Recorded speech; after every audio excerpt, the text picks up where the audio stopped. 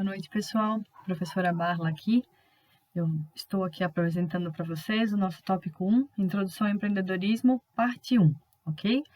Essa parte se refere ao que nós tivemos, ao que nós conversamos ontem, dia 31 de outubro de 2022, na nossa aula online, e que não foi possível realizar a gravação. Então, por isso, estou aqui passando para vocês e acrescentei algumas informações que nós conversamos ontem ao vivo, certo? Então, como comentei com vocês no início da nossa aula, existem alguns livros referentes ao empreendedorismo e um deles é um romance, é um livro muito legal, é uma escrita muito fluida, muito tranquila de fazer a leitura, que é esse livro do Fernando Dolabella, O Segredo de Luísa, né? Nós temos sim vários livros acadêmicos que lidam com o tema do empreendedorismo. Então, o que a gente está usando aqui na disciplina, e entre outros, né, é esse do José Carlos Assis Dornelas, O Empreendedorismo Transformando Ideias em Negócios. Mas esse autor e outros também têm livros relacionados ao empreendedorismo, plano de negócios, empreendedorismo na prática, enfim, vários temas correlacionados com o empreendedorismo de forma acadêmica. Mas ontem nós comentamos muito sobre esse livro O Segredo de Luísa, que ele traz todas as ferramentas do empreendedorismo e a forma acadêmica de lidar com o empreendedorismo por uma escrita bem de romance mesmo, literatura, né? Então fica a dica para vocês, se vocês aí quiserem, né, investir num livro ou até mesmo pegar nas bibliotecas, mas investir tempo na leitura, O Segredo de Luísa acaba sendo uma indicação. Então, como é que a gente fala, né? A partir de quem que a gente começa a conversar sobre empreendedorismo? Schumpeter foi o pai, o precursor do empreendedorismo, e no livro dele de 1942, Capitalismo, Socialismo e Democracia, ele destaca, né, o papel, a função dos empreendedores na formação da riqueza das nações. E ele usa um termo muito importante que até hoje nós utilizamos e vemos ser utilizado, né, na função empreendedora, com o empreendedor, enfim, que é o termo destruição criativa. Que a partir dessa destruição criativa, novos produtos, novos meios de produção são criados, né, e as empresas se tornam mais eficazes nos seus mercados e impulsionam, consequentemente, o capitalismo e a atividade. Então, um dos exemplos que eu trago para vocês de destruição criativa é a mudança tecnológica, né, a evolução tecnológica da injeção dos carros, que antigamente eram feitas essa injeção era feita por carburadores, e hoje nós temos essa injeção de maneira eletrônica, né? Então, essa injeção eletrônica que nós temos hoje nos carros, né? Claro que os automóveis, a partir de toda uma análise tecnológica, evolução tecnológica também, evolução de meio de produção, evolução de processo, tudo isso permitiu que nós tivéssemos essa mudança dos carburadores para a injeção eletrônica, mas vejam, se não houvesse destruição criativa, não haveria mudança. Então, por isso que o empreendedor é aquela pessoa que gera a mudança a partir dessa destruição criativa. Além disso, nós temos vários outros exemplos, né? Mas aqui eu trago para vocês a questão dos computadores substituindo as máquinas de escrever, as locomotivas elétricas substituindo aquelas movidas a vapor, e o que é mais emblemático na nossa sociedade de hoje, que é a questão dos telefones, né? O telefone de antigamente, pensem em filmes, a gente vê aquele telefone, né, as telefonistas mudando os pinos, depois a evolução do telefone, aquele que tinha um pedaço que você segurava para falar e outro que você punha na orelha, e aí o nosso telefone, aquele que nós conhecemos, provavelmente muitos de vocês conheceram, aquele que você discava, né, girando um círculo, né? Você punha o dedo no buraquinho, girava lá, e quando era para discar o zero era o mais difícil, né? Que tinha que girar todo o entorno ali, todo o contorno do círculo. E aí as crianças adoravam brincar com aquilo, porque era bem interessante, óbvio, né? E depois ainda a evolução para o telefone do botão, então nas teclas, né? Onde a gente teclava ali no telefone. E até um certo momento o telefone era só para você ligar para as pessoas, só para você conversar com elas, né? A partir da evolução para os celulares, no início também, só que de maneira portátil agora, né? Antes a gente tinha apenas o telefone sem fio, que era uma base carregada e tal. Mas agora, nessa evolução, né, vieram então os celulares, você carregava ele e saía de casa, inclusive com o seu telefone. Depois, a evolução para o SMS, você receber mensagem de texto no celular. E aí, hoje, o que nós temos de celulares, né? Hoje nós temos os smartphones aí, que eu acho que a última coisa que a gente faz com eles é ligação. Então, o telefone, por mais que ele seja chamado de smartphone, né? É um telefone esperto, vamos dizer assim, né? A última coisa que a gente faz com ele é ligar, é ligação. A gente tem inúmeros aplicativos aí, o uso da internet através deles e todas as funcionalidades possíveis e que fazem com que a gente deixe essa funcionalidade do telefone para trás. Então, o smartphone, né, o telefone em si, a evolução do telefone até chegar no smartphone, ele é um símbolo, né, dessa destruição criativa também. Então, quem é que promove essa melhoria das condições econômicas de um país? Porque, querendo ou não, quando a gente fala em destruição criativa, a gente está falando de pessoas que vão modificar processos, modificar meios de trabalho, e a partir daí, talvez criar novos empregos, muito provavelmente criar novos empregos, né? Criando novos empregos, modificando um contexto de uma sociedade, trazendo renda para essa sociedade, né, para essas pessoas, trazendo qualidade de vida para essas pessoas através da renda, através do trabalho, através da satisfação, né, motivação, o exercer uma função, enfim, né? Então, quem promove essas melhorias é o empreendedorismo, né? O empreendedor, através da sua vontade, da sua motivação, do seu trabalho. E aí a gente faz uma análise e trago aqui um exercício para vocês, né? Como vocês imaginam que está a situação do empreendedorismo no mundo? Vamos pensar, será que o Brasil é um país de empreendedores ou não? Como é o entorno de vocês? Vocês conseguem enxergar uma quantidade grande de pessoas empreendendo ou não? Como vocês já acham que isso está?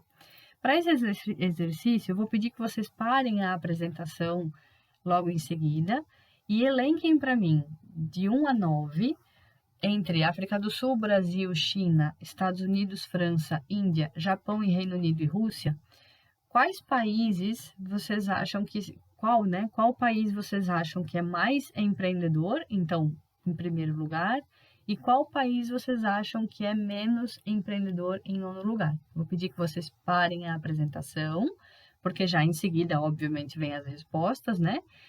Vou pedir que vocês parem a apresentação, então, e realizem esse exercício para a gente poder, então, trazer a resposta em seguida, ok? Vamos lá. Esse Doing Business Dados de 2020 é um relatório que mostra, dentre todos os países, né, não só esses que eu trouxe aqui no exercício, mas entre todos os países, quais são os mais empreendedores. Nesse índice do Doing Business, vários subíndices, né, são utilizados para que a gente tenha esse índice dos países empreendedores. Então, o primeiro deles é a facilidade para iniciar um negócio, né? Os procedimentos, o tempo, o custo e o capital mínimo que você precisa para abrir um novo negócio. Abrir um CNPJ, né? Se nós formos pensar em termos Brasil, que é o que nós temos de exemplo, né? Em termos Brasil, nos anos 90, anos 2000, se eu não me engano, nós tínhamos aí uma média para abrirmos empresas, quase meses, demorava em torno de 2 a 3 meses para você conseguir abrir, para você conseguir ter um CNPJ na mão. Ah, mas professora, abrir uma empresa significa somente ter o CNPJ na mão? Sim, se você for considerar a questão jurídica, legal de você ter uma empresa, né? Você tendo um CNPJ, você tem uma empresa. Claro que alguns negócios você precisa de alvarás, você precisa para poder abrir as portas efetivamente, né? Então você precisa de alvará dos bombeiros, alvará da vigilância sanitária, uma série de outros documentos. Mas o que aqui a gente está falando é sobre abrir um negócio, abrir efetivamente um CNPJ, né? Então hoje, com a lei da micro e pequena empresa e com as facilidades a lei da micro e pequena empresa, se não me engano, é 2004 ou 2006, mas com as facilidades posteriores que vieram acontecendo, que os governos foram colocando, né, para essa questão empreendedora, Hoje nós conseguimos, se eu não me engano, gente, abrir um CNPJ pelo GovBR. Você não precisa ir a lugar nenhum, se você tiver as informações que precisa, claro, né? Você entra no GovBR e faz ali mesmo a abertura do seu MEI, que é um CNPJ, né? Então, a facilidade para você abrir uma empresa hoje está muito maior do que já foi, né? Isso falando a nível Brasil, ok? Mas nesses subíndices também entram, né, as questões de alvarás de construção, se você quiser construir um empreendimento, a questão de obtenção de eletricidade, então você ligar para a companhia elétrica até eles virem, o que você precisa para que eles venham fazer a ligação de energia no seu estabelecimento, o registro de imóveis, então quanto tempo demora os procedimentos, os documentos e tudo mais, a questão de obtenção de crédito, né, novamente falando do MEI, o MEI tem uma linha de crédito específica, algumas cooperativas, então também vai entrar nesse índice. A questão dos investidores, a proteção dos investidores, os índices, né, sobre a extensão, divulgação e responsabilidade do diretor, da facilidade dos processos de acionistas, enfim. O pagamento de impostos, o número de impostos que são o número de impostos que são exigidos, né, do CNPJ feito, a questão de comércio internacional, a facilidade para esse comércio internacional, a execução de contratos, quando você tem um contrato de dívida, os procedimentos, o tempo e o custo para cumprir esse contrato, e a questão de resolver insolvências. Então, todos esses 10 subíndices são considerados nesse relatório do Doing Business. A partir desse relatório, né, estão lá todos os países, o link estará para vocês no SIGA, será postado num documento, inclusive todos os materiais que são aqui apresentados na aula estão nesse documento lá no SIGA, tá? Então vocês podem conferir, se quiserem conferir de outros países também, se quiserem conferir os rankings para cada uma desses 10 subíndices, os rankings, né, de cada país, vocês podem conferir também. De novo, né, falando que esse índice geral, ele é uma média de todos os índices, tá? Então, vocês vão verificar lá países vizinhos nossos que estão bem abaixo do Brasil, né, embora o Brasil esteja numa posição que depois nós vamos ver aqui, né, mas existem outros países abaixo, enfim, todos os países estão lá elencados, tá? Então, vocês podem depois verificar certo pelo Doing Business, apontado como na 9ª posição, né, o último da nossa lista aqui, ele está na 9ª posição por todos aqueles fatores de abertura de empresas, ainda assim, mesmo que, digamos, ele seja o mais difícil de todos para que uma empresa seja aberta, ainda assim ele está no ranking de empreendedorismo como primeiro lugar. Ele está à frente da China, que tem taxa de 26,7, à frente dos Estados Unidos, com 20. Então, vejam, ele ainda assim, mesmo sendo difícil abrir um negócio no Brasil, considerado difícil pelo Doing Business 2020, no GEM ele se apresenta em primeiro. Voltando aqui, então, no Brasil a questão do empreendedorismo, né, esse percentual alto se coloca em frente às outras nações pelo fato dessa necessidade de empreender. Então, só comentando aqui com vocês que, sim, se vocês pensarem, professora, mas olha só, a China é 26,7%, mas ela é muito mais populosa do que o Brasil. Então, assim, em números absolutos, né, a gente teria aí muito mais pessoas empreendendo na China, ainda que o percentual fosse menor. Sim, com certeza. Mas nós temos que olhar em relação a percentual, né? Falando em percentual de população, porque é isso que o GEM apresenta. Então, nesse caso, a relação do Brasil, né, a porcentagem de empreendedores no Brasil é relevante, sim, em relação aos demais países, tá? Em 2004, era só 24% de empreendedores, né? E praticamente 10 anos esse número subiu bastante. E aí tem vamos dizer assim, a culpa, como a culpa sempre tem que ser de alguém, né? Ou de algo. Nesse caso, a culpa foi da Lei Complementar 123 de 2006, que é a Lei Geral das Microempresas. Também está o link dessa lei para vocês nesse documento que eu falei, que tem os links das informações da aula, né? E se eu não me engano, o site do Sebrae comenta também essa lei, tá, gente? Bem direcionado, assim, com as informações para quem não gosta de ler efetivamente a legislação e prefere já uma informação mais interpretada, enfim, o site do Sebrae também traz, né? O que é essa lei? O que aconteceu com essa lei da Lei Geral das micro e pequenas empresas, né? Essa lei, ela trouxe a figura do empreendedor individual e facilitou, né, a vida do micro e pequeno empresário, porque empresas, pequenos comércios, pequenos estabelecimentos que estavam antes agindo de forma clandestina, trabalhando de maneira clandestina, puderam se formalizar. E a partir dessa formalização, trouxe para esse empreendedor, né, essa formalização trouxe para esse empreendedor a possibilidade de atingir novos mercados, de conseguir emitir uma nota fiscal, de conseguir produzir para uma empresa, às vezes, né? Então, quantas pessoas nós conhecemos que têm o MEI e que trabalham contratados por organizações, que trabalham, têm ou até mesmo o seu próprio negócio e conseguem produzir, às vezes um artesão, por exemplo, produzindo suas peças, alguém vem, vê as peças e fala, puxa vida, eu queria comprar aí, né, as suas peças, para dar de brinde no final do ano para os meus colaboradores, e aí a pessoa pergunta, mas eu preciso que você emita nota fiscal. Você emite nota fiscal? Se ela não for formalizada, aí fica difícil às vezes emitir. Existe a pessoa física, ok? Mas não dá para sempre ficar fazendo pessoa física. E o MEI, ele formaliza isso, né? Ele traz essa característica de organização formal, de serviço organizado, né? E as pessoas conseguem emitir essas notas fiscais de maneira muito, muito mais prática. E aqui eu trago algumas notícias para vocês, né? Gente, assim, eu indico sempre para os meus alunos, e aqui fica também a indicação para vocês, né? Assim, eu não gosto muito de trazer CNN, o Globo, o Estadão, esse tipo de notícia, porque acaba sendo notícias mais mastigadas, mas só mesmo para ilustrar para vocês aqui, né, essa questão das novas empresas, então, que foram abertas no primeiro semestre de 2022, né? Então, vejam, é só um dado para ilustrar a questão do MEI. Então, dos 2.016.481 empresas que foram abertas no período, ou seja, no primeiro semestre de 2022, quase 78,5% são MEIs, são microempreendedores individuais.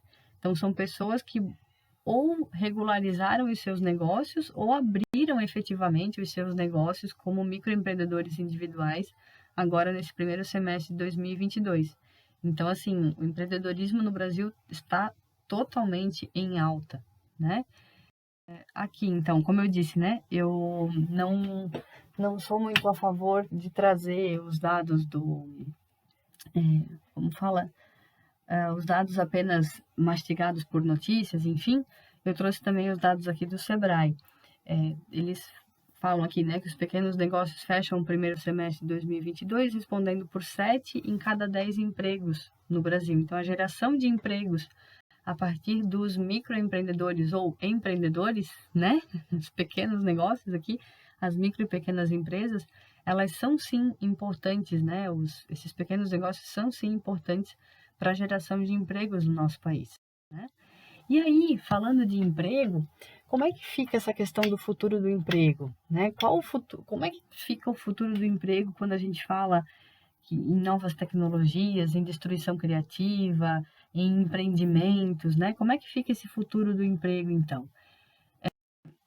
No passado, nós tínhamos indústrias que empregavam dezenas de milhares de pessoas, porque nós não tínhamos muita automação, eram efetivamente as pessoas, a mão de obra efetiva, né? A mão que trabalhava, a pessoa que trabalhava. Então, eram efetivamente pessoas que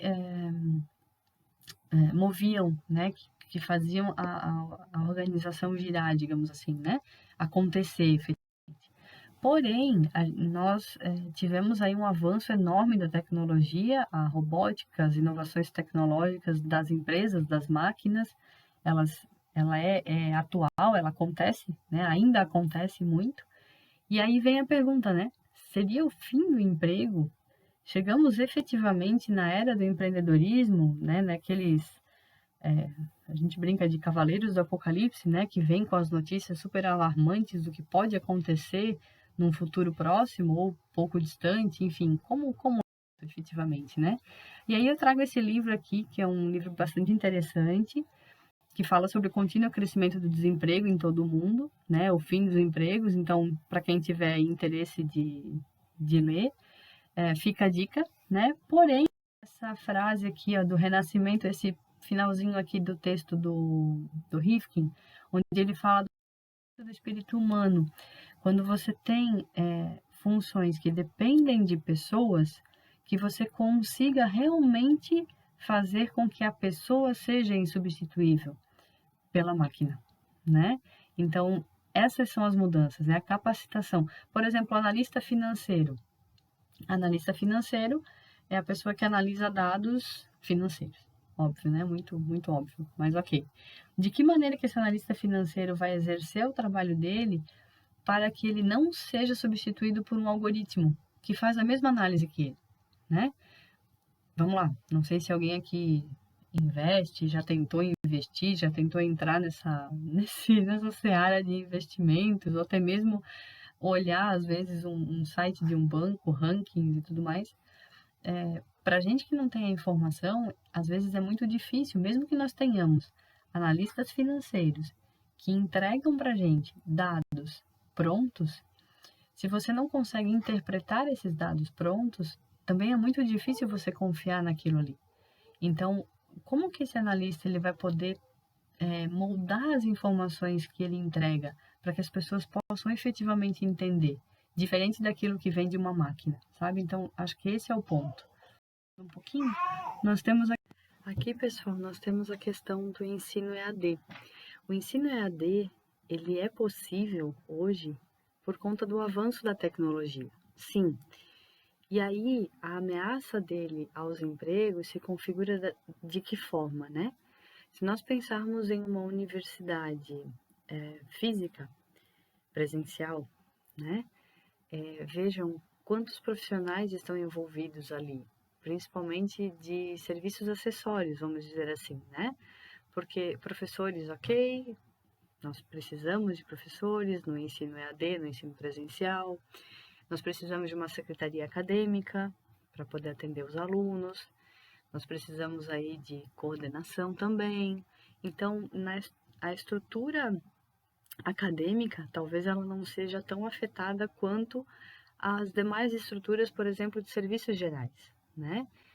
Numa universidade nós temos aí prédios grandes, várias salas, às vezes laboratórios também, e isso configura uma necessidade de profissionais na assistência, né? Então, pessoas para limpeza dessas salas, para organização desses laboratórios, talvez monitoria também. Então, vejam, se nós tivermos o ensino EAD, comparando, né? O ensino EAD, universidades EAD, 100% EAD, com universidades presenciais, a diferença do número de profissionais ela é grande. Ao mesmo tempo, se nós formos pensar na abrangência, né, aí vem, né, os benefícios e, né, os prós e os contras. Se nós formos pensar na abrangência de uma universidade presencial, é diferente da abrangência do ensino EAD. Né? Então, veja, o nosso momento aqui, nosso curso ele é disponibilizado pelo IFSC de Gaspar, e vocês estão aí espalhados pelo Brasil e a gente consegue ter essa interação através do nosso, ok? E aí, né, vem sempre a ideia, como eu falei, né, as previsões futurísticas e tudo mais, dizem que o empreendedorismo é a nova profissão do futuro. Porque, claro, né, a ideia de que os trabalhos serão extintos com o avanço da tecnologia, né, alguns serão extintos, vão ser substituídos por outros que exigem menos mão de obra humana, mas nós teremos aí outras funcionalidades acontecendo, outras oportunidades aparecendo. Então, o empreendedor, ele identificando essas oportunidades, entendendo essas alterações como oportunidades, ele pode sim vir a desenvolver o seu negócio, ok? Então, tem um site, também está lá o link para a gente poder consultar e tudo mais. Inclusive, nesse site é interessante porque quando você entra lá, ele te dá a opção, né, de você marcar, colocar lá a sua profissão. E aí, ele vai te dar um ranking, uma nuvem de rankings, ele vai dizer em que local que está a sua profissão, se ela está próxima de ser extinta ou não, o que você pode fazer para incrementar e tal. Então, né, tá, é bem legal de entrar nesse site, Will Robots Take My Job, ou os robôs vão tirar ou não o meu emprego, né? Então ele faz uma análise e ele mostra o risco do trabalho a ser substituído por robôs, né? Então, qual é a ideia de tudo isso? É dizer que num futuro próximo, cada um de nós vai ter que criar o seu próprio emprego, ter a sua própria fonte de renda. Essa é a ideia desse site, ok? Então, não existe, gente, uma definição exata para esse fenômeno do empreendedorismo. Na verdade, a gente usa algumas definições de autores, né, e tudo mais, que consideram que são estudiosos aí do empreendedorismo, mas a gente parte da análise da palavra empreender. Essa palavra ela vem do latim e, de uma maneira geral, ela significa tomar a decisão de realizar uma tarefa difícil e laboriosa, ou ainda colocar um plano em execução. O empreendedor é aquela pessoa que ele toma decisões, ele assume riscos baseados em decisões. Então não é simplesmente você ter uma ideia e achar que ela dá certo e simplesmente vai, sabe? Simplesmente vai e faz acontecer. Não. O empreendedor, por mais que ele tenha uma ideia e ele confia naquela ideia, mas ele analisa minimamente, talvez. Ele analisa mercado, ele analisa contexto, ele verifica qual a melhor forma de ele poder obter melhores recursos a partir do seu empreendimento, ok? Então, ele assume, sim, ele toma a decisão de assumir essa tarefa difícil e colocar o seu plano em execução. Se ele não fez um plano anterior à execução, muito provavelmente, quando ele já estiver executando, ele vai sentir necessidade desse plano, que é o que a gente chama do nosso... Analisamos a nossa parte 1 da aula do tópico 1, né? E somente lembrando para vocês, a gente sempre vai ter uma parte ao vivo, presencial, que foi esse momento ontem, dia 31 de outubro, que eu estou gravando hoje, dia 1º de novembro, para colocar no Cigar para vocês, tá? E teremos uma parte offline. Então, essa parte offline é a parte 2 da nossa aula, que eu vou gravar já em seguida. E após, então, vocês assistirem a parte 1, a parte 2, vocês farão o nosso exercício, que é a presença da aula de vocês, tá bom? Muito obrigada e até logo!